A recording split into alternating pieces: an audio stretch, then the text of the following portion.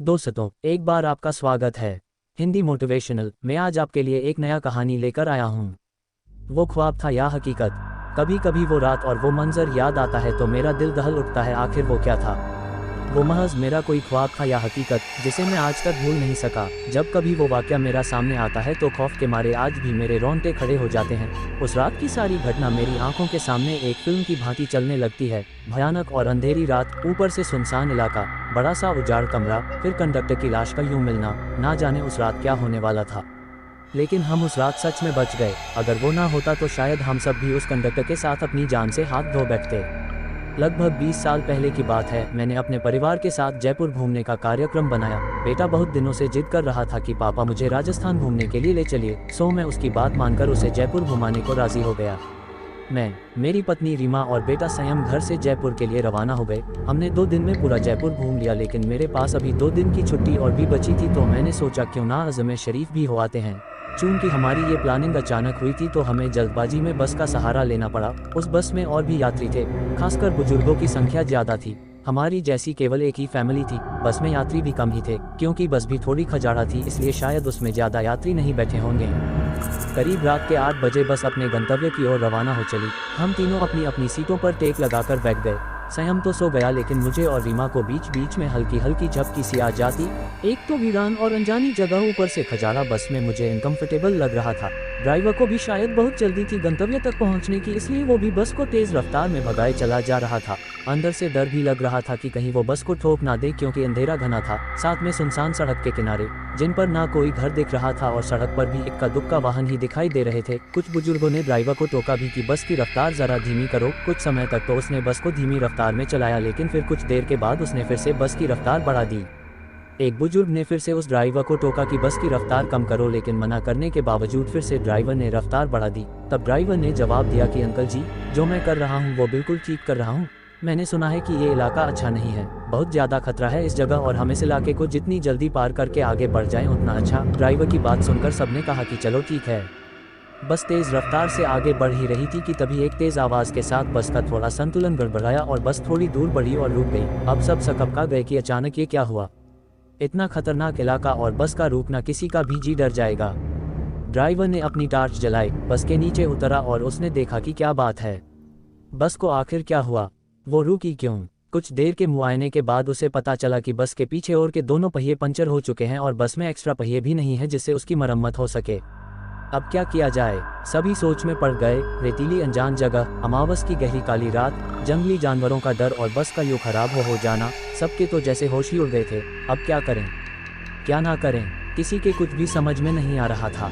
तभी कंडक्टर को थोड़ी दूर एक रोशनी दिखाई दी। उसने सबसे कहा कि देखो वहाँ रोशनी दिखाई दे रही है, हो सकता है कि वहाँ कोई गांव हो।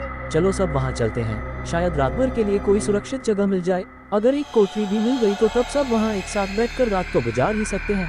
सब कंडक्टर की बातों से सहमत हो गए। सबने अपना अपना सामान उठाया और चल पड़े उस रोशनी की ओर। जैसे ही वो सब उस रोशनी के नजदीक पहुंचे तो हमें एक बड़ी सी कोठरी दिखाई दी, जिसे देखने से लग रहा था कि वो कोई बहुत पुरानी सराय है जहां भूले भटके मुसाफिर रुकते होंगे।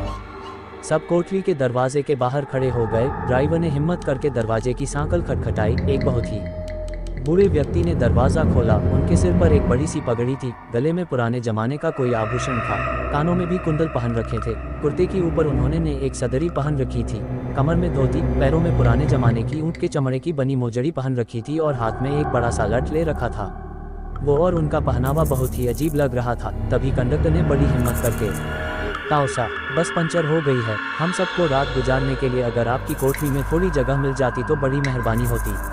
उस कोठरी के मालिक बोले, डरने की ज़रूरत कोई ना है, ये सराय तो मैंने भूले भटके मुसाफिरों की मदद करने के लिए बनाई है। मैं चौधरी सुमेर सिंह और महारी घरवाली धन्नो ही मुसाफिरों का ख्याल रखते हैं। आप सब लोग भीतर पधारो, जो हम दोनों से बन पड़ेगा तो आपकी मदद करेंगे।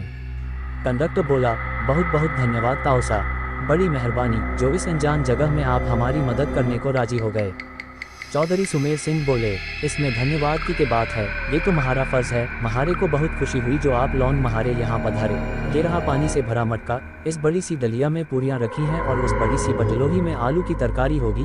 ये रहे पत्तल और आप सब अपना खाना परोस लीजिए। महिलाएं धन्नो के पास चली जाए और पुरुष मेरे साथ आ जाएं। जल्दी से सब खाना खा लो और जिसे बाहर का काम निपटाना हो वो निपटा आए, क्योंकि 12 बजे के बाद कोई भी बाहर नहीं निकलेगा और ना मैं किसी को बाहर निकलने दूंगा और कोई भी इसका कारण नहीं पूछेगा। सबके पास अपनी अपनी हाथ भरी होगी। समय के अनुसार काम करके सोने के लिए लेट जाओ। ये रहे कंबल, सब बिछा लो। हम सब ने चौधरी सुमेर सिंह की सारी हिदायतों के अनुसार काम किया और कंबल बिछाकर लेट गए। जिनके पास अपने अपने शाल और चादर थे वे सब ओढ़कर लेट गए। चूंकि मेरे पास ओढ़ने वाला बड़ा कंबल था इसलिए मैंने बेटे को अपने साथ सुला लिया और मेरी पत्नी औरतों के साथ अपना शाल ओढ़कर लेट गई। चौधरी जी ने एक बार फिर सबको बाहर ना जाने की हिदायत दी और सबको सोने के लिए कहा। लगभग 12 बजे के बाद ना जाने कंडक्टर को क्या सूझी, उसे बीड़ी पीने की तलब लगी और वो बाहर जाने लगा। चौधरी जी ने उसे बहुत रोका लेकिन वो नहीं रुका। कंडक्टर के बाहर जाने के बाद चौधरी जी ने जल्दी से कोठरी के किवाड़ बंद किए और साथ में पटरे की मदद से किवाड़ को मजबूती से बंद कर दिया कि कोई भी भीतर ना आ सके और सारे रोशनदान और खिड़कियों को भी बंद कर दिया। कुछ देर के बाद बाहर से बहुत बुरी और डरावनी आवाजें आने लगी। साथ में कंडक्टर की भी आवाज़ सुनाई दी। वो चिल्लाकर बचाओ बचाओ चिल्ला रहा था। कोठरी के कुछ लोग कंडक्टर की मदद के लिए बाहर जाने लगे लेकिन चौधरी जी ने उन्हें सब ये कहकर रोक दिया कि अगर सब बाहर गए तो सर्वनाश हो जाएगा। वो शैतान अगर भीतर आ गया तो हम में से कोई भी जिंदा नहीं बचेगा। सब अपनी जान के विषय में सोचकर पीछे हट गए। फिर चौधरी जी ने सबसे कहा कि सब अपनी अपनी जगह पर लेट जाएं और उनकी बात मानना हम सबकी मजबूरी थी। हमने सबने वही किया जो चौधरी जी ने कहा था। एक आध घंटे बाद सबको नींद आ गई। हम सब सुबह जगे तो वहाँ का मंजर देखकर दंग रह गए। हम सब रेत पर लेटे थे और वहाँ से कोठरी गायब थी। केवल हम लोगों का सामान ही पड़ा था। वहाँ 2 समाधियाँ बनी थी जिन पर चौधरी सुमेर सिंह और धन्नो सिंह लिखा था। हम सब ये देखकर हैरान थे कि आखिर रात को जो हुआ था वो ख्वाब था या हकीकत।